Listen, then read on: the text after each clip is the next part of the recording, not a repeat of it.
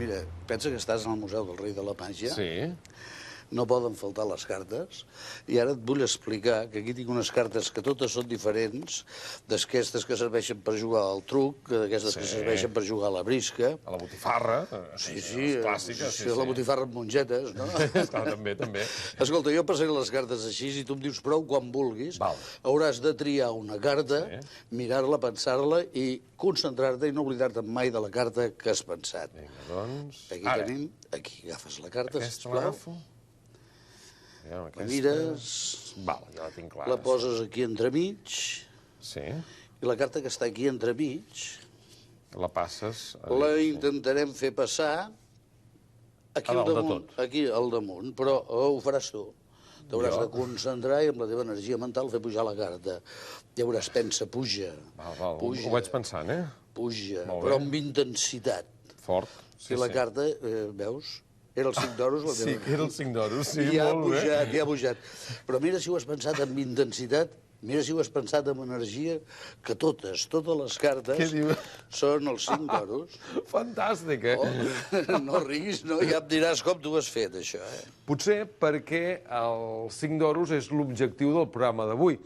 El 5 d'oros és la denominació històrica de la cruïlla entre el Passeig de Gràcia i la Diagonal de Barcelona. Fins fa relativament poc hi havia allí una estàtua que també va desaparèixer, potser per art de màgia, que representava una victòria, la victòria de les tropes franquistes. L'havia fet l'escultor Frederic Marès. I d'aquesta estàtua i del patrimoni franquista, precisament, va l'Odissees d'avui.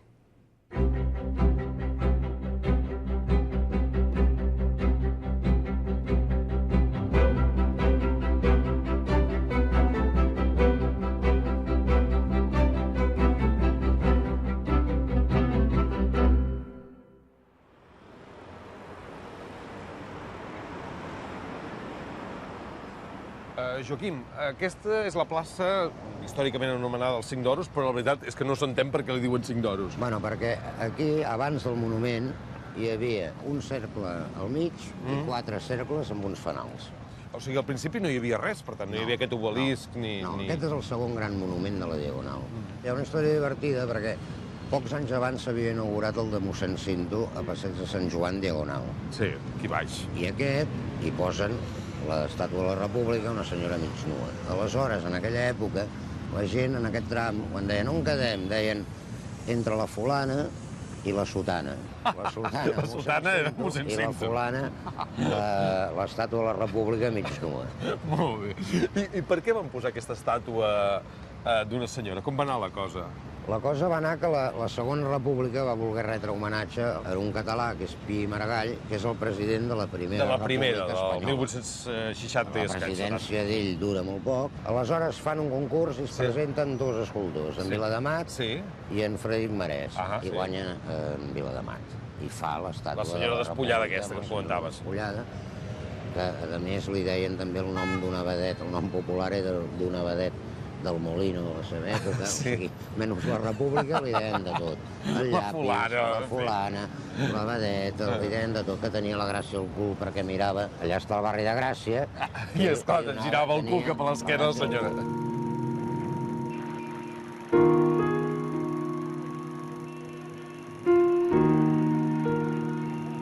Llavors, després de la guerra, quan retiren la de la República, en Marès aprofita l'estàtua que no havia guanyat.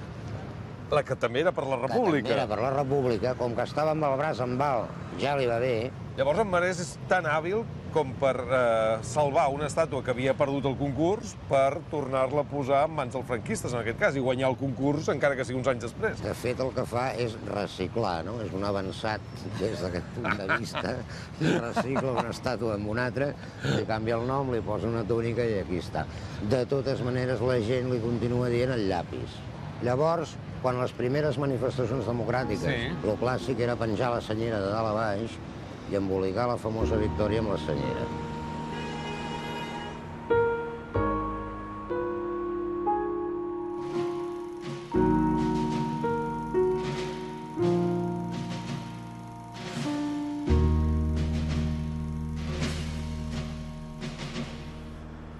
Ara, l'estàtua original de Josep Viladomat torna a estar en els carrers de Barcelona, en concret a la plaça Llucmajor.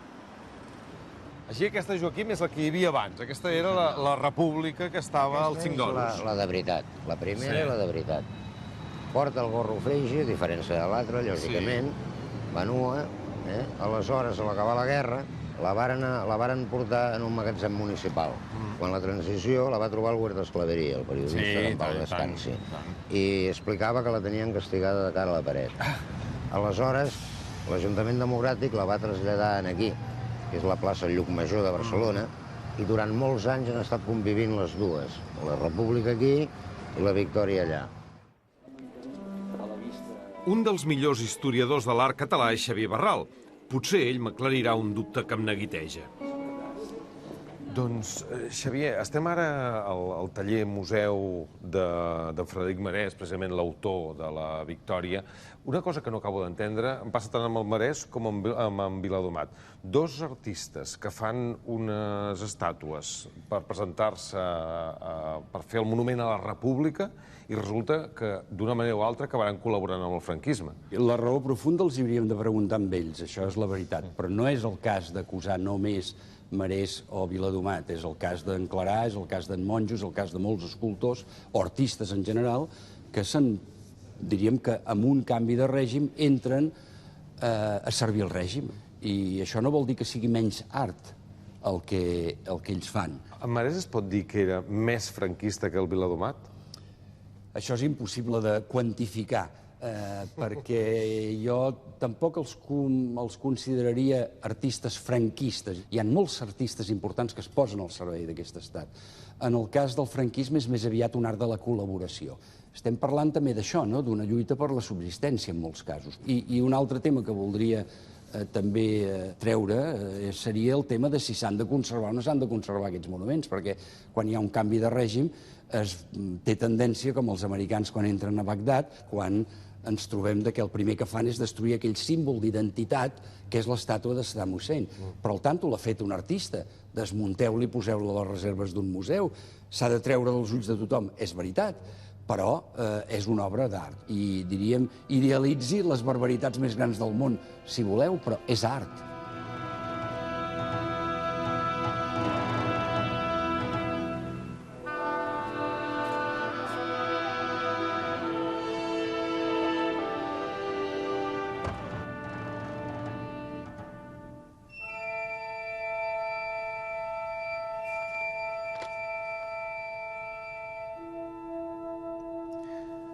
El 27 de gener de 1940 feia tot just un any que les tropes de Franco havien ocupat Barcelona. Aleshores, per commemorar-ho, es va fer una gran festa, una gran desfilada. Es va batejar una plaça, la plaça que hi havia entre Passeig de Gràcia i Diagonal, amb el nom de Plaça de la Victòria. I, a més, es va col·locar allí el nostre monument, el monument de la Victòria del Marès. Precisament surt en aquesta foto. Però hi ha una cosa molt curiosa d'aquesta inauguració, que és que, si s'hi fixen, a la foto es veu molt clarament, la Victòria està despullada, se li veuen els pits directament. Clar, això el bisbe del moment i altres autoritats eclesiàstiques li va provocar un gran escàndol. Tant és així que temps després en Marès es veuria obligat a esculpir una mena de roba que anava per sobre, que és com es veu ara al monument, l'estàtua. Josep, no sé si ho acabo d'entendre, el fet que la victòria franquista del Marès no la traguessin dels 5 d'oros relativament aviat, perquè la democràcia, les primeres eleccions són el 77. No treuen l'estàtua fins al 2011. Molts anys, no? Però per què? Potser es focalitzava més, no?, en aquells monuments en què la simbologia era més explícita, podríem dir-ho així, no? La Victòria potser estava més integrada en el paisatge de la ciutat. I des de que heu tret l'estàtua i l'heu guardat aquí, un magatzem d'aquí de la zona franca, que per cert em perdo molt per aquí, heu tingut alguna queixa d'algú que digui, ostres, perquè l'heu treta? Alguna associació que digui no pot ser, aquesta estàtua representava altres coses? Evidentment que sí, que ha sortit en els mitjans tot un debat allò sobre si era convenient remoure aquestes coses, no? És a dir, encara aquesta dialèctica de si és millor oblidar o fer silenciar, o és millor parlar-ne de les coses, recuperar la memòria. I tu què penses? Jo crec que, evidentment, com a historiador, el que es tracta és de recuperar la memòria dels fets i de les coses. Aquí la tenim. Aquí la tenim. Ja hem arribat.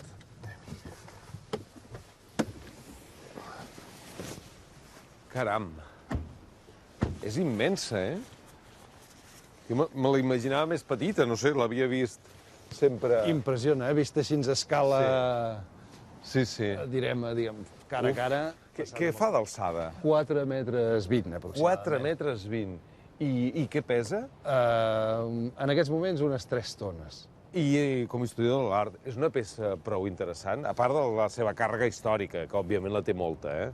En el Museu d'Història de Barcelona, més que com a peça d'art, ens interessa com a document Sí. de la història de Barcelona, però, evidentment, com a peça d'art, és representativa d'un moment i d'una estètica que és la que el Marès representa molt bé, no? Que és aquest classicisme modernitzat.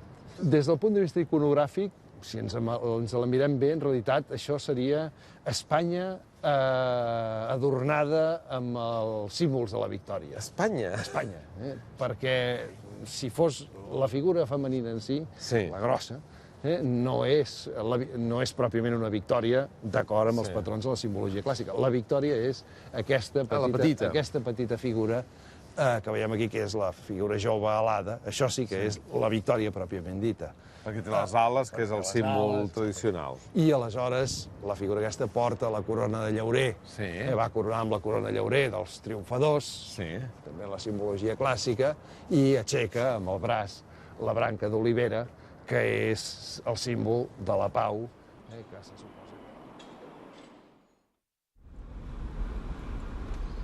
En Marès va col·laborar des del principi amb el franquisme. L'altre escultor, en Viladomat, va trigar una mica més, però quan va col·laborar ho va fer de manera espectacular. No pesa un dia, quina aparició.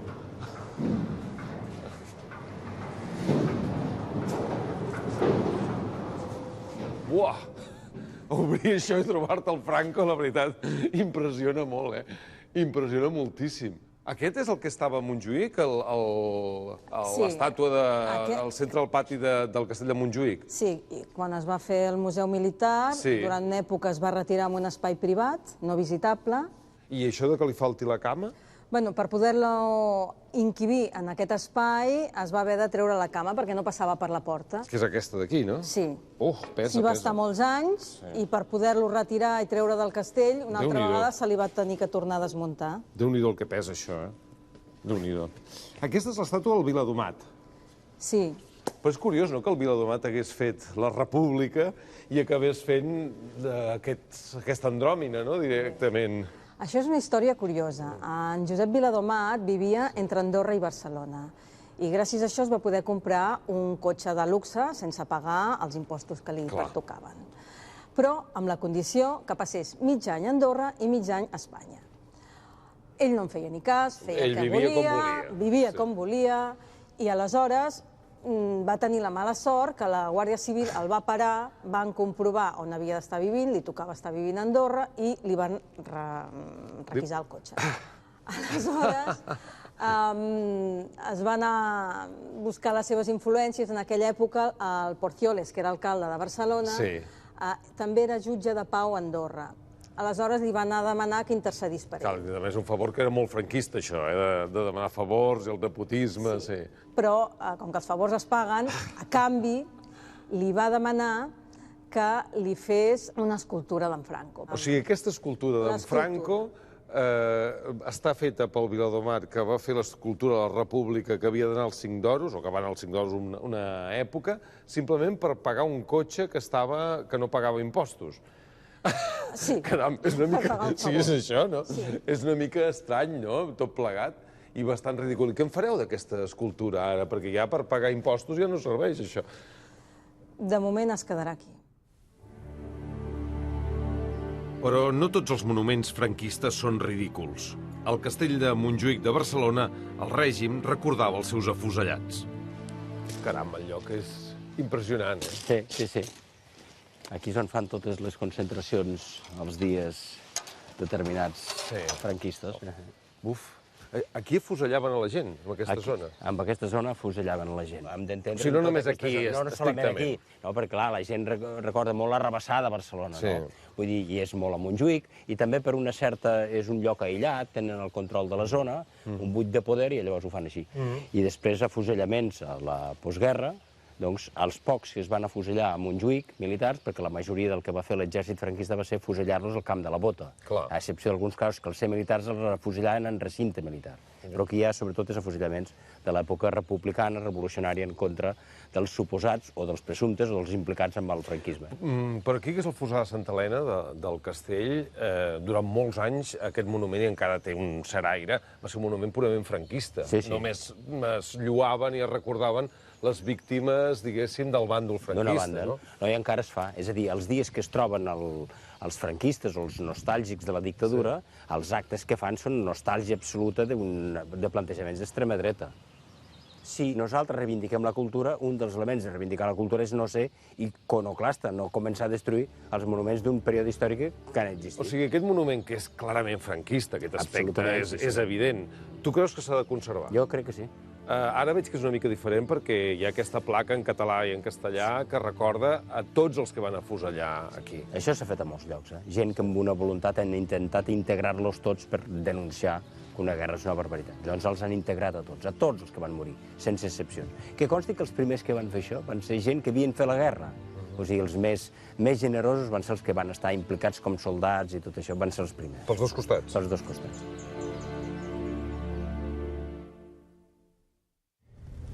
Entre el patrimoni arquitectònic que ens ha deixat el franquisme n'hi ha un de molt curiós, que és l'anomenada línia Gutiérrez. La línia Gutiérrez és un seguit de fortificacions i búnkers que el franquisme va construir tot al llarg del Pirineu per prevenir una possible invasió des de França. Resulta que el que volien era copiar la famosa línia Maginot, aquella línia de fortificacions que els francesos havien construït a la frontera amb Alemanya i que no va servir de gaire.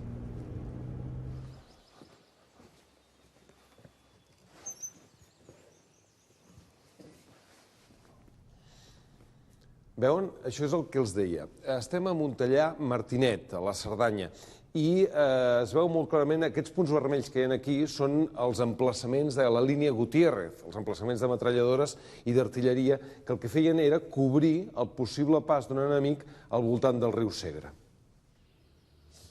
Així, Lluís, aquest és un dels búnkers de la línia Gutiérrez. No digueu coses horribles. Per què? Perquè és la línia Pirineus, línia P.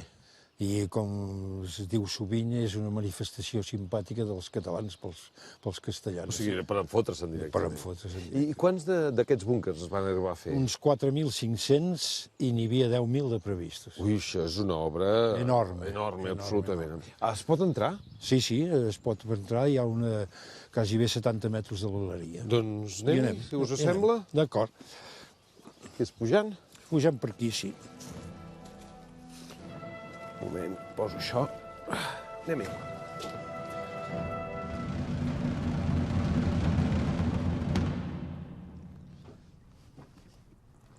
Compte no relliscar. No, perquè és molt delicat tot això. Caram. Però això devia ser una obra, perquè això de quin any és, més o menys? Es va començar els planos l'any 43, que els oficials anaven de paisà per aquí perquè la gent no es donguessin compte del que passava, i es devien començar de fer l'any 44. Clar, és uns anys de misèria absoluta al país. Clar, això era una bogeria. Una bogeria perquè era un ciment que hauria pogut servir per fer cases destruïdes per la guerra, ponts, carreteres, no ho sé. De fet, no va servir mai per res. I encara els militars van construir moltes pistes i carreteres per poder construir els búnkers. O sigui que això encara fa servei. Sí. I les condicions de vida dels soldats aquí dins devien ser terribles. Infernals, Què us sembla? Anem a mirar-ne uns quants més de per aquí? Si voleu.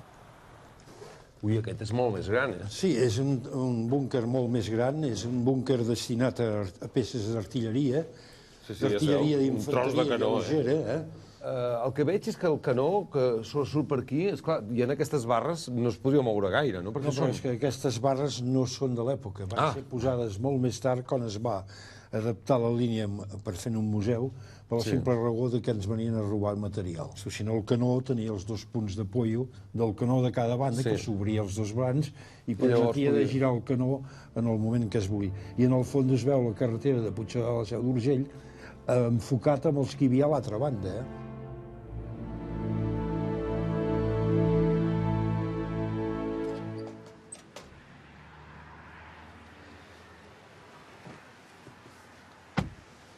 Com hem vist, el Pirineu està ple de vestigis del passat franquista, destinats a afrontar l'atac d'un enemic imaginari. Ara vaig cap a les Terres de l'Ebre. Allà també hi ha molts vestigis del passat franquista, però més aviat per commemorar la batalla més cruel i sagnant de la Guerra Civil.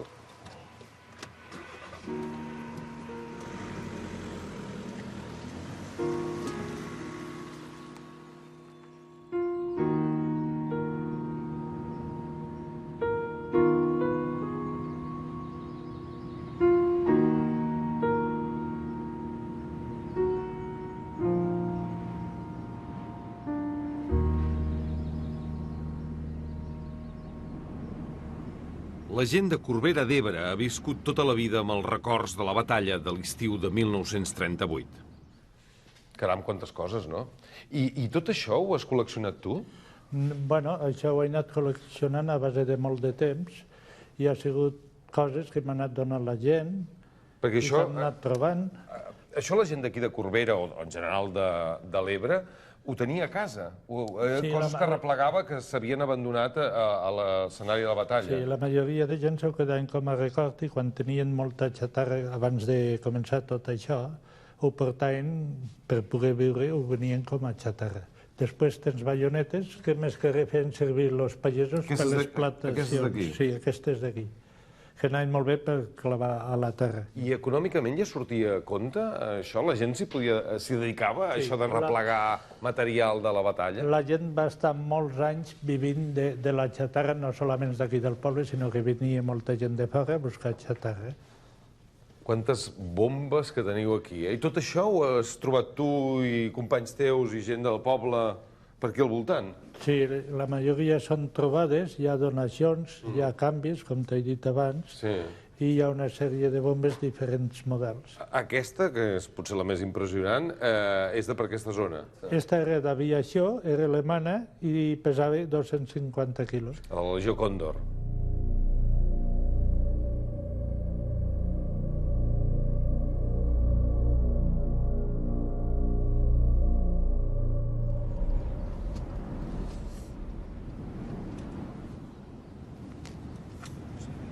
Els escenaris de la batalla estan plens de monuments, la majoria fets durant el franquisme. És aquest d'aquí, no, Josep Maria? Sí, sí, este és això.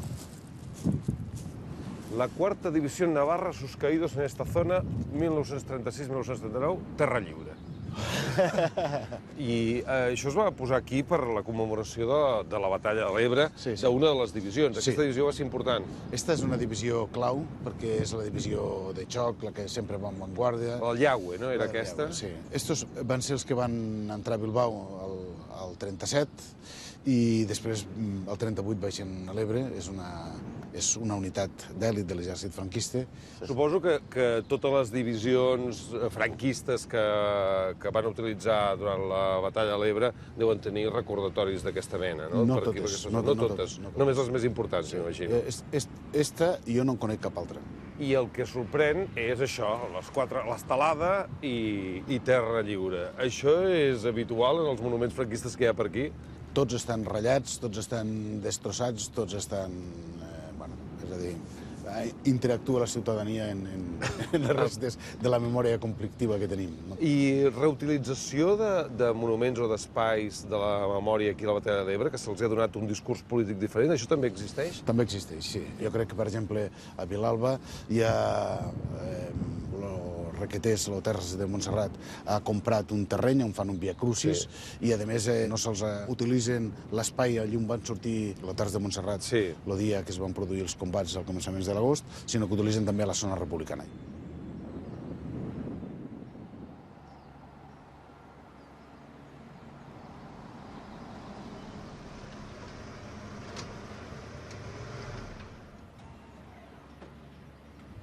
Doncs un espai tan particular potser cal anar-lo a veure. Anem a Vilalba dels Arcs.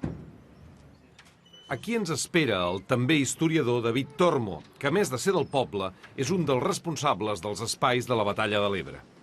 David, Josep, té sentit que continuï havent monuments franquistes que recordin la Batalla de l'Ebre? No està una mica tronat tot això? No els haurien de treure tots? No, al contrari. La pluralitat és el que dona una imatge de la diversitat i de la complexitat de la guerra i de la complexitat de les qüestions.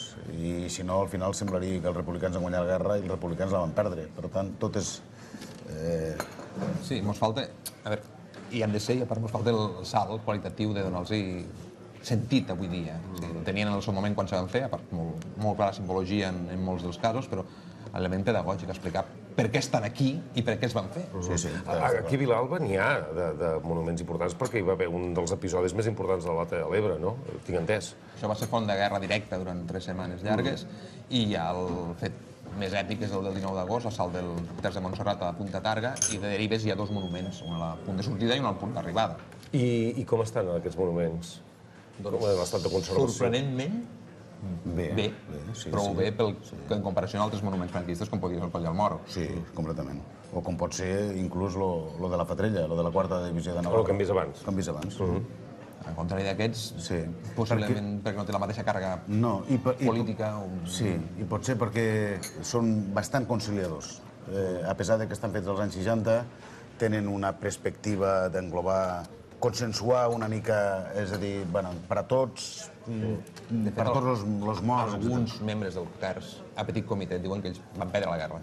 Que quan t'ho diuen que és una mica descol·locat. Sí, esclar, no, teòricament no, estaven al bando franquista.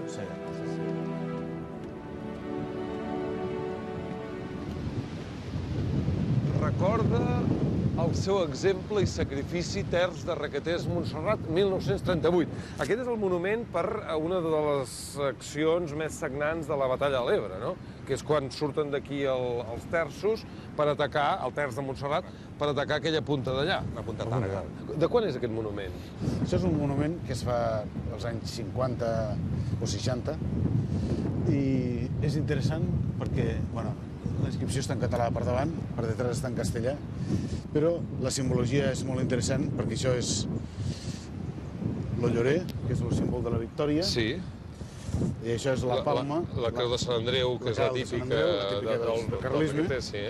I això és la palma, que és el martiri. Per tant, això significa glòria i heroisme i sacrifici extrem.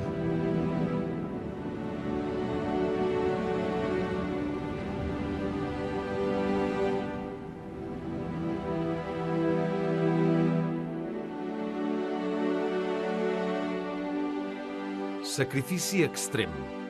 En un parell d'hores van morir una 60ena de carlins i en van quedar ferits uns 150. No és estrany que els supervivents i els seus familiars ho recordin encara que hagin passat tants anys.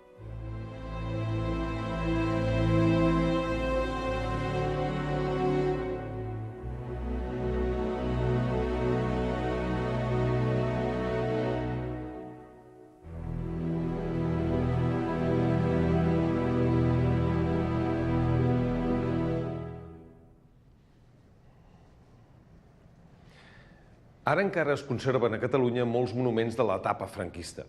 Molts s'han destruït, d'altres s'han amagat, com és el cas de la Victòria de Marès, o d'altres es conserven in situ. En tot cas, el que potser caldria és, com s'ha dit alguna vegada, que els monuments polítics els hi posessin rodes per tal de poder-los retirar. Fins al proper Odissees.